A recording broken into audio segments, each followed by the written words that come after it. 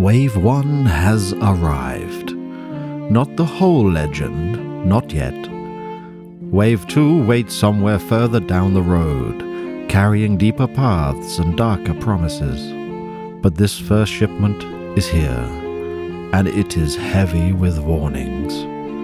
Tonight we open what was sent from beneath Luada's shadow. This is the core set of Lands of Evershade. The beginnings of a new journey. The laws, the heroes, the tools, the dangers, and the first pieces of a world that survived by hiding from the sun. First, the rulebook. The laws of survival beneath Luada's shadow. How to move, how to fight, how to fall, and how to recover. How to keep going when the realm asks for more than courage. This is the part of the journey that turns danger into structure. The part that tells you what happens when hope meets a rule. Next come the player pouches. Every wanderer needs somewhere to keep the small things. Coin, equipment, fate, secrets, and all the little pieces of themselves the Fadelands have not yet taken. In Evershade, your character is not just created. They are carried. Then the player boards. Not just dashboards, not just character sheets. These are bodies made of choices and consequence. Strength, agility, intellect, charm, wounds, terror, brill, divinum, a life reduced to symbols and somehow made more real by them. Below that, the player's handbook. This is not where the rules begin. This is where people begin. The races of Evershade, the origins that shaped you, the professions that hardened you, the companions who may follow you into the dark and perhaps even back out of it. Before the story can remember you, you must decide who you are. And here they are. The ones foolish enough to walk toward the light. Heroes, hunters, outcasts, scholars, sinners, all standing at the edge of the map pretending this was ever a sensible idea. The party is not chosen by destiny. It is assembled from whoever is desperate enough to answer. Underneath the machinery of the journey, trackers, markers, dials, maps, standees, tools for remembering where you have been, what you have suffered, and what the story still demands. Some components measure progress, some measure pain, some simply wait until the game decides you are ready for them. Then come the tokens.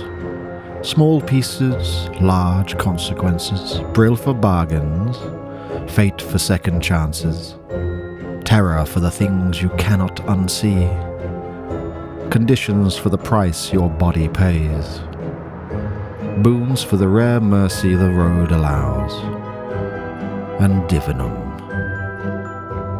Divinum for those who dare to carry a fragment of godhood in mortal hands. Weapons, relics, armor, tools, the kind of objects people cross borders for, sometimes die holding. And finally, the cards.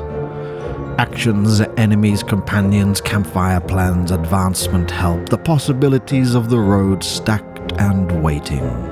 Some cards are choices, some are instincts, some are threats, and some are the quiet little instructions that turn a table into a story. The core set gives us the road, the rules of survival, the shape of a party. and enough danger to make the first step feel unwise. But survival needs somewhere to go wrong.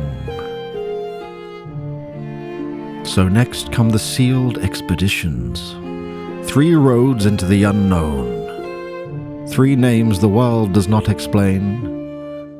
It only dares you to open them. These are not just extra adventures. These are places where the story waits. First into the Whitewell, the first road. Pale, ancient, and far too quiet. A name that sounds almost safe, which is usually how Evershade lies. Then Ashes of Heavens, because in Evershade even the sky has ruins, and some of them are still falling. When gods fall, they do not fall cleanly. They leave fragments, wounds, and things that should have burned away long ago. And finally, Song of Luada, named for the Moon Lady herself, the goddess whose impossible shadow keeps the world alive, and names spoken like a prayer or a farewell. 3 adventures, 3 promises, 3 reasons not to get too attached to the people you send inside. But no one survives Evershade alone, so Wave 1 brings companions to the road. They bring help, loyalty, friction, history, and one more reason to fear the moment a choice goes wrong. Because sometimes the person beside you is not a resource. They are the reason you keep walking. Then come the followers. Not legends, not chosen ones. The people who walk behind the heroes. Witnesses, helpers, believers, burdens, the quiet souls who make the world feel alive. And make every disaster feel personal. And Evershade is not made of one kind of body. Not one kind of hero. Not one kind of thing waiting past a firelight. This pack brings more shapes to the world. More faces for the table. More silhouettes against the shade. More ways for the realm to feel strange, crowded, and alive. Every new figure is another story the world might tell. And then the world rises from the table. The diorama is not required for survival, but it does something rules cannot. It gives the realm a presence, a place to gather the eye, a monument to the journey, a reminder that Evershade is not just played, it looms. And now come the relics of play. First, the deluxe dice. Some decisions deserve weight, and some moments deserve a sharper sound. And every roll in Evershade should feel like a small act of defiance. Because fate is kinder when it has edges. Then metal coins. Brill should never feel harmless. It should feel cold, scarce, heavy enough to start a bargain, heavy enough to end a friendship, heavy enough to betray someone for. The acrylic pack sharpens the signs of the journey. Cleaner markers, clearer presence, fragments of light on a table built for shadow. In a world of fading memories, clarity is its own kind of mercy.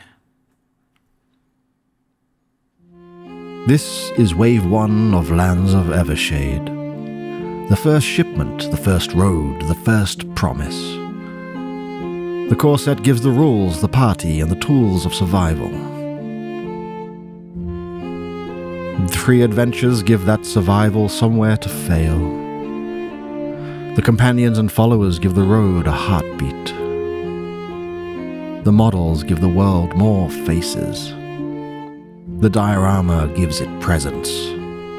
The dice, coins, and acrylics give every moment weight. The notebook and posters turn the journey into an archive. Wave 2 will come later. More content, more roads, more things waiting beyond the edge of the map. But now, this is enough. Gather your companions, count your brill, sort your fate, choose who you are, then step into the shade and pray the sun never finds your name.